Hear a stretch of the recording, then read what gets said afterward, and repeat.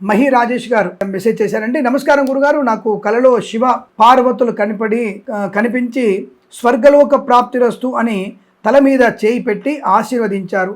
ఇది దేనికి అర్థం తెలుపగలరు ఆశిస్తున్నాను. ఒకటి, మీ వయసు ఇప్పుడు 20-25 ఉండవచ్చు, లేదా 30 ఉండవచ్చు. అంటే ఆయన శివుడు ఏం చెప్తున్నాడు, మీకు తల మీద చేయబెట్టి ఏం చెప్పారు, స్వర్గలోక ప్రాప్తి అన్నారు కదా. స్వర్గలోక ప్రాప్తి అన్నారంటే మీకు 85-90 సంవత్సరాల తర్వాత కాలం చేసినప్పుడు స్వర్గలోక ప్రాప్తి అనుకోవచ్చు కదా. ఇప్పుడే పోవడం ఎందుకు?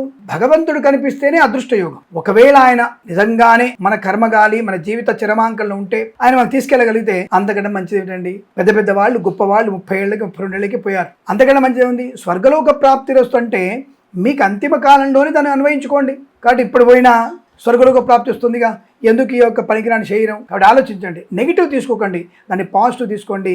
తప్పకుండా మీకు అనుకూలవంతమైనటువంటి ధన కనక వస్తు వాహన ప్రాప్తి కలిగి సంపూర్ణ ఆయుష్మంతులై స్వర్గలోక ప్రాప్తి ఉంటుందని అర్థం.